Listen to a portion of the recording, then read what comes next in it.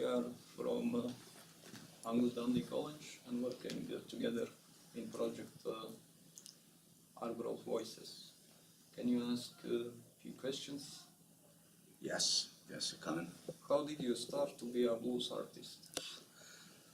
Well, I first heard blues music when I was in my early teens, maybe 12, 13. And it was very unusual in these days, and it was on the radio. And once I started listening to it, I started listening to electric blues, and I wondered where it came from. And after that, then I heard older blues music from the 1920s, and I started buying the records. And that's when I really got into it. And it sounded so different from everything else that I'd heard, and it was the power and the beauty in some of that music. I wanted to learn to play it, but that took a long time. Okay. When did you start to be interested in music? I've always listened to music. I mean, in my early years, we had a radio in the house. It was a radio, we didn't have a television.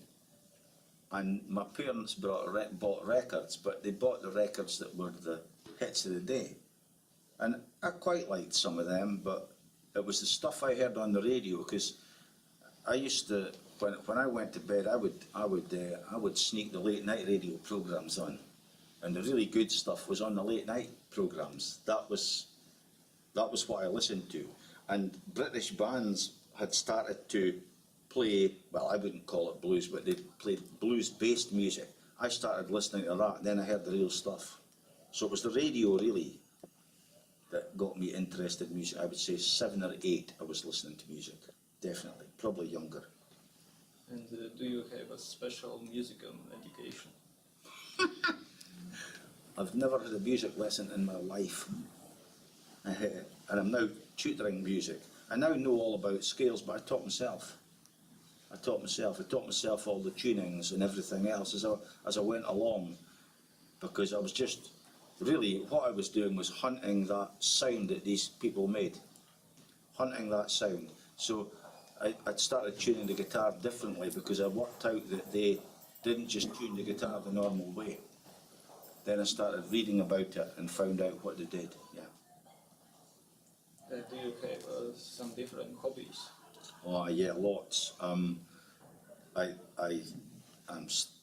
still play five-a-side football, I run, I am involved in regeneration in Arbroath, where I was the head teacher at a school at the other side of town, and there's a few issues up there, so I'm involved in that a great deal.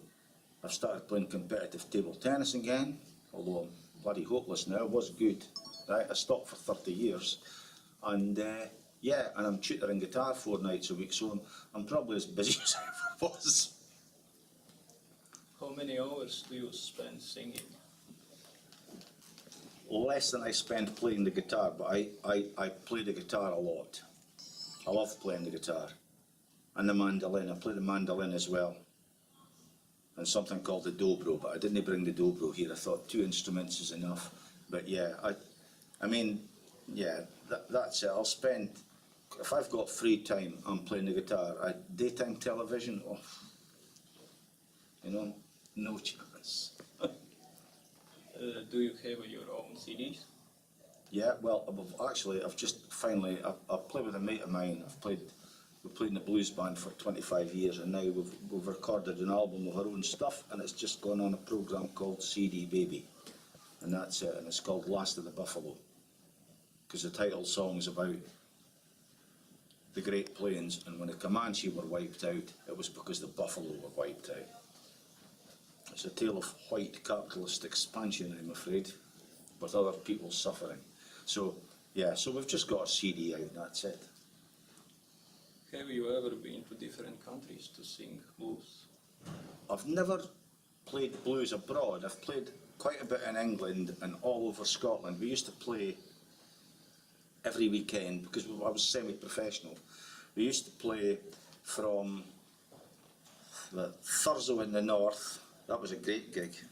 It was on the edge of a cliff and it was a howling gale. A 300-foot drop to the sea. right down to the borders, Edinburgh, Glasgow, all over Scotland, and quite a few times in England.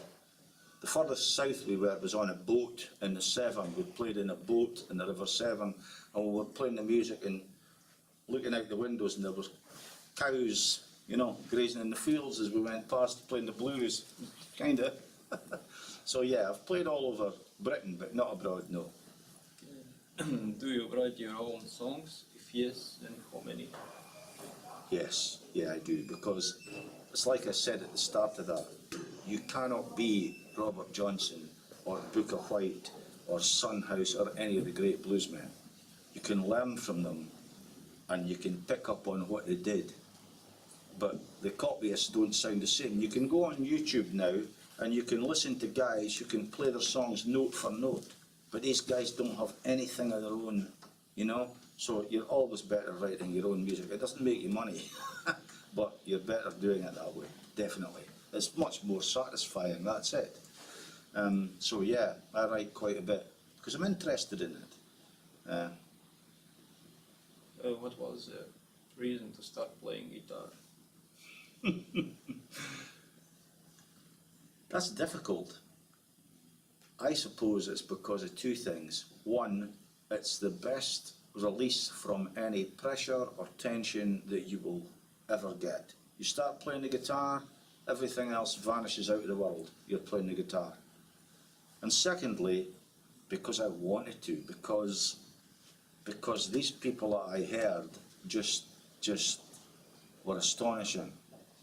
So I thought, I'm going to have a go at this, because I can't love the music that much and not try to play some of it. So two reasons.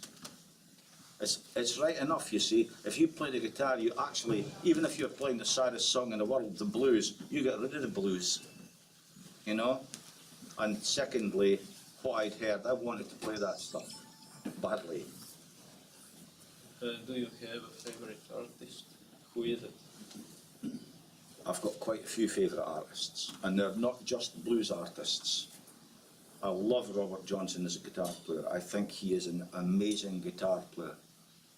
I love Charlie Patton. I love Charlie Patton's voice, but the recordings are minced. The recordings are very poor, but I think he's got a great voice. I love, as a songwriter, I love Townes Van Zandt, who has nothing to do with blues. He's a left field country singer who died young, but to me, he put poetry into music. Wonderful, wonderful songwriter. But it's the people I like tend to be rebels in their own field. You know what I mean? They tend to be not in the middle of. I don't like. There's not a mainstream pop artist that I can say I really like. I can admire their craft, but the music has to have something deeper than that for me. Has to be about more than just I'm going to make a record to make cash. I love Neil Young, who's an American songwriter. But I like people that kind of go against the grain, that don't just do what the record companies tell them to do. Can I put it that way? Yeah. What are your plans for the future? First important rule, stay alive. Stay alive. And we're involved a lot we're trying to buy Seaton Park from Angus Council. We want to put a big community and sports hub there. That's taken up a lot of my time at the moment. I want to do that. I want to keep playing music, and I want to keep going on holiday and do everything that I've always done, I suppose. But for that, you need your health, you know? You need your health. So that's it, yeah. I want to continue to keep rolling along and have a good time. And what do you do in your free time, if you have it?